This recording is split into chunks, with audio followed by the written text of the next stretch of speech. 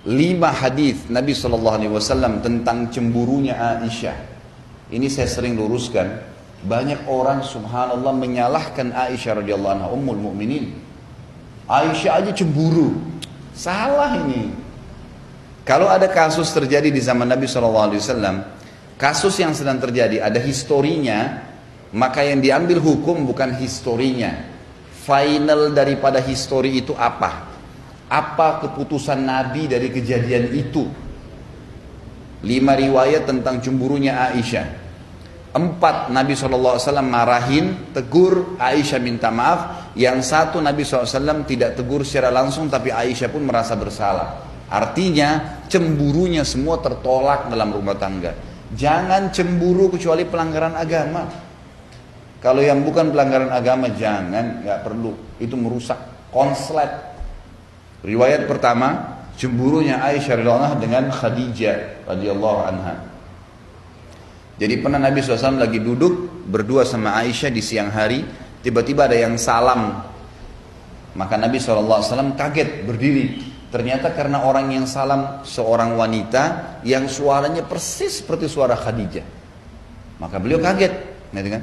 Berdiri lalu melihat, ternyata di depan pintu itu dibuka, adiknya Khadijah bersama dengan sahabat dekatnya Khadijah, perempuan juga, yang sering mengunjungi Nabi SAW dengan Khadijah waktu masih di Mekah.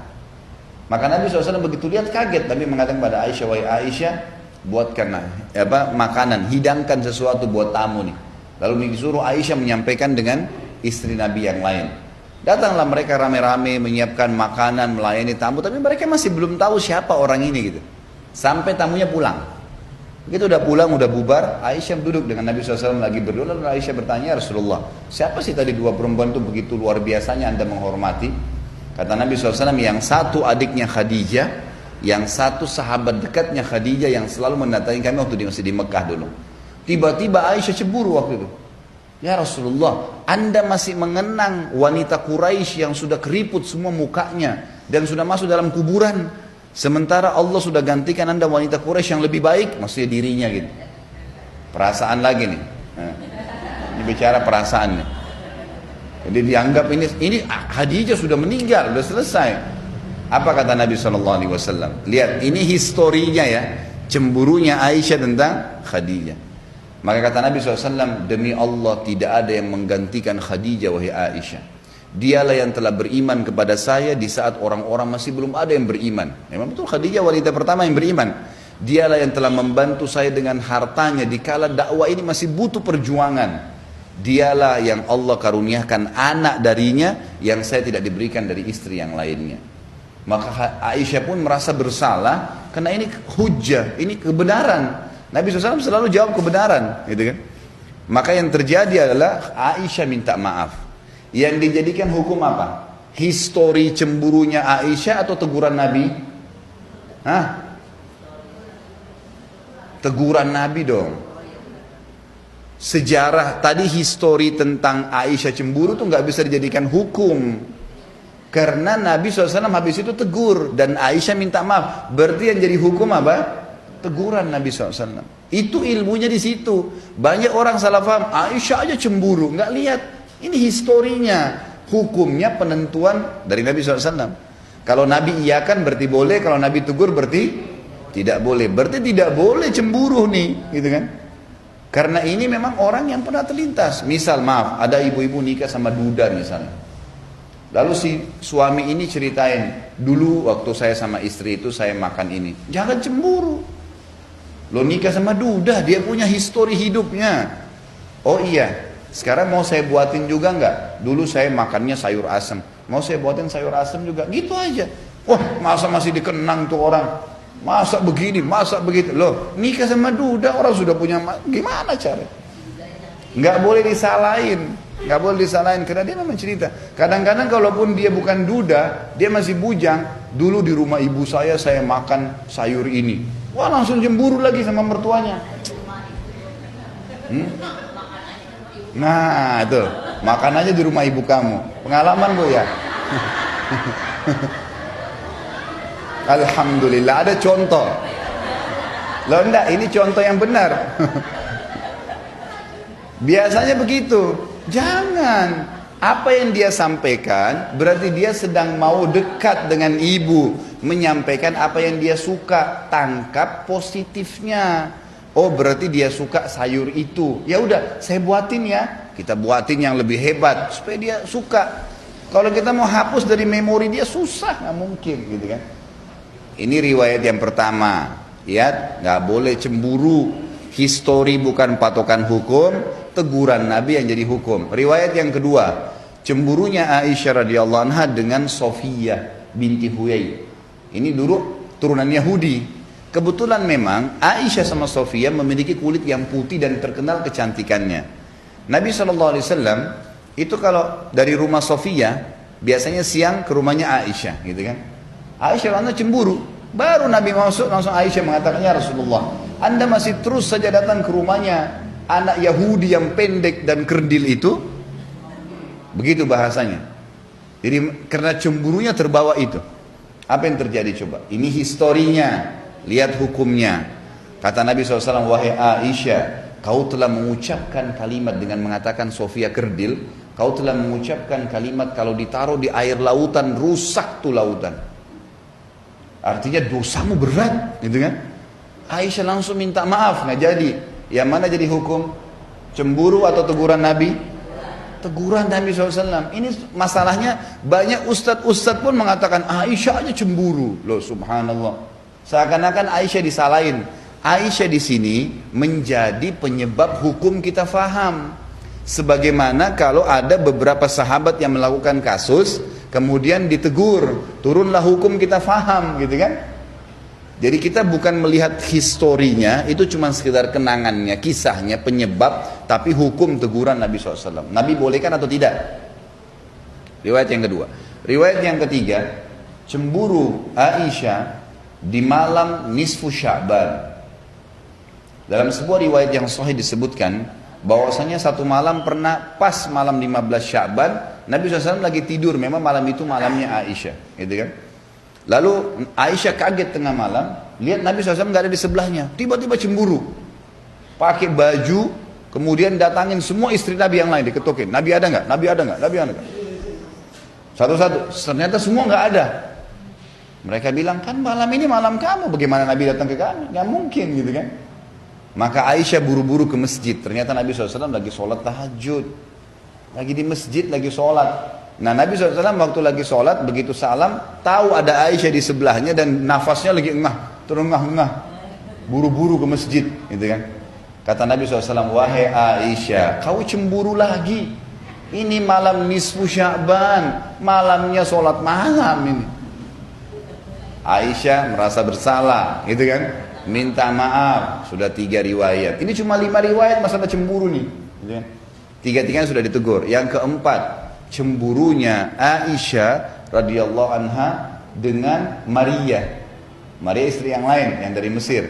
Maria ini tahu kalau Nabi SAW paling gemar makan madu. Jadi setiap datang ke sana, Nabi selalu dihidangkan madu. Dan kita tahu kalau madu dikonsumsi tidak akan ada bau mulut, gitu kan. Nah, Nabi SAW konsumsi madu dan juga tradisi beliau sebelum masuk ke rumah selalu menggunakan siwak. Kalau kita pakai sikat gigi mungkin sekarang ya, itu selalu agar bau mulutnya wangi pada saat ngobrol sama istri, mungkin dia akan ciuman dan seterusnya. Itu tradisi Nabi SAW. Maka Nabi selalu menjaga. Maka Aisyah tahu kalau ini di rumahnya Maria selalu dikasih madu. Karena Nabi SAW kadang cerita, dia datang ke rumah sebelahnya. Rumah sebelahnya ini Hafsah. Kebetulan orang yang hampir sepadan umurnya. Beda 2 tahun, 3 tahun sama Aisyah. Jadi masih muda juga datang ke situ. Katakan, hai Hafsah, kalau Rasulullah SAW datang nanti di rumahmu, bilang mulutnya bau. Kata Hafsah, kenapa? Karena dia dari rumahnya Maria makan madu. Kamu sama saya nggak punya madu, kita nggak bisa hidangin. Kan itu. Jadi biar Nabi SAW nggak makan madu lagi rumahnya Maria. Baiklah, Hafsah setuju. Gitu kan? Ini bertawun dalam hal yang tidak baik nih. Jadi akhirnya Aisyah pulang ke rumahnya sudah sepakat. Ini kan tetangga-tetanggaan, istri Nabi kebanyakan tetangga-tetanggaan. Yang satu-satunya jauh cuma Maria, memang agak jauh di pinggir kota Madinah rumahnya, gitu kan. Maka Nabi SAW datang ke rumah Aisyah. Kemudian Aisyah mengatakan, baru masuk ya Rasulullah mulut anda bau. Kok bisa? Saya sudah pakai siwak. Nggak mungkin orang sudah sikat gigi segar kemudian bau, dan saya cuma makan madu, pokoknya bau ya Rasulullah. Rasulullah sudah tahu ini ada masalah nih, ini pasti permainan lagi nih. Baiklah, Nabi SAW keluar, karena biasanya siang hari beliau memang mendatangi rumah-rumah istrinya gitu kan, datang ke rumah Hafsah. Hafsah juga baru masuk, ya Rasulullah mulut anda bau. Oh, saya enggak, saya sudah pakai siwak, saya juga udah cuma makan madu, pokoknya bau ya Rasulullah. Rasulullah SAW sudah tahu nih, ini ada masalah berdua ini. Rasulullah enggak ke rumah yang lain lagi, langsung ke pinggir kota Madinah. Kemudian duduk memikirkan, ini kenapa sih mereka ini buat gini gitu kan. Seperti itulah bahasanya. Lewat seorang sahabat bilang, ya Rasulullah ada apa? Jadi, bisakah saya bantu? Kata Nabi SAW, hari ini saya haramkan madu. Gak boleh lagi umatku minum madu. Gitu kan? Langsung pada saat itu Jibril bawa ayat surat Tahrim ayat 1. Hai Nabi, kenapa berani-berani kau haramkan madu hanya karena mencari ridho istrimu? Mendengarkan ayat ini turun, Aisyah dan Hafsah minta maaf. Langsung minta maaf, nggak berani lagi, gitu kan? Yang terakhir ini 4 ingat 4 riwayat semuanya permintaan maaf dari Aisyah dan historinya karena cemburu yang salah. Hukumnya adalah teguran Nabi SAW, tidak membolehkannya. Nggak ada lagi mulai hari ini cemburu dengan mertua, dengan ipar, dengan perlu. Kecuali pelanggaran agama ya lain. Misalnya dia bergaul bebas, nah itu haram, nggak boleh tegur. Ada sembarangan orang telepon yang memang betul-betul bisa berbahaya bagi rumah tangga, itu lain. Riwayat yang kelima adalah riwayat cemburunya Aisyah dengan Ummu Salamah radhiyallahu anha ajma'in. Ummu Salamah ini istri Nabi yang paling tua umurnya. Yang lain semuanya itu tidak tua, gitu kan?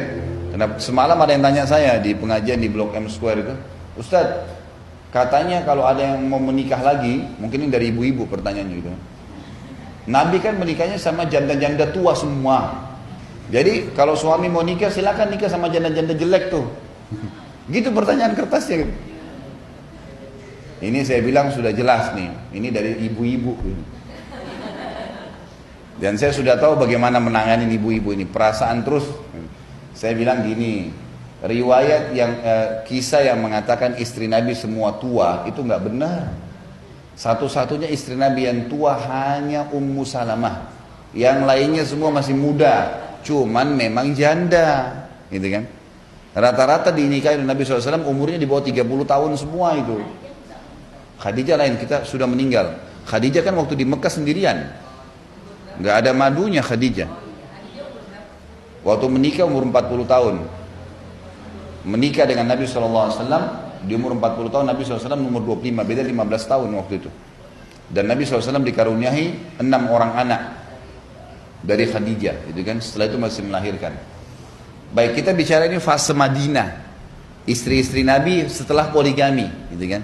Setelah kasus poligami, karena di Mekah tidak ada poligami selama Khadijah masih hidup. Waktu Khadijah sudah meninggal, maka Nabi SAW menikahi 2 wanita sekaligus, Aisyah dengan Sauda. Ini dengan waktu yang bersamaan, gitu kan? Jadi kita lihat Ummu Salamah ini satu-satunya istri Nabi memang yang berumur, dan beliau sangat bijaksana. Orangnya itu dewasa. Orangnya sangat dewasa karena sudah berumur. Jadi tidak ada ikut-ikutan dalam kasus cemburu-cemburuan nih, gitu kan.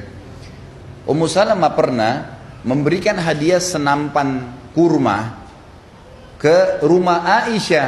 Niatnya baik. Karena waktu itu Nabi SAW lagi duduk di rumah Aisyah, niatnya supaya dimakan berdua sama Nabi SAW. Niatnya baik, gitu kan. Waktu tiba nampan tersebut dan yang bawa pembantunya Ummu Salamah, Aisyah lihat, gitu kan. Ini pembantu Ummu Salamah, langsung cemburu lagi. Cemburunya ini, masa orang ini sudah tahu waktu saya kok masih mengganggu, padahal sebenarnya dia tidak tangkap nih maksudnya. Makanya jangan pakai perasaan, pakai pikiran. Ini kalau perasaan suudzon terus orang, gitu kan. Akhirnya ditepis lah, Aisyah langsung berdiri, langsung ditepis nampan itu, berantakan sebuah kurmanya. Kata Nabi SAW waktu itu, ini hadis yang, ini riwayat yang kelima ya. Kata Nabi SAW kepada pembantunya Ummu Salamah, pungutlah kurma-kurma ini, ibumu lagi cemburu. Udahlah. Itulah. Akhirnya Aisyah malu sendiri, Aisyah ikut mengumungut kurma itu. Dan akhirnya dimakan juga, gitu kan. Yang jadi hukum yang mana? Histori atau penentuan Nabi SAW. Jadi tidak ada cemburu kecuali pelanggaran agama terjadi. Ini akan lebih meringankan hatinya ibu-ibu. Luar biasa tenang hatinya kalau ini selamat.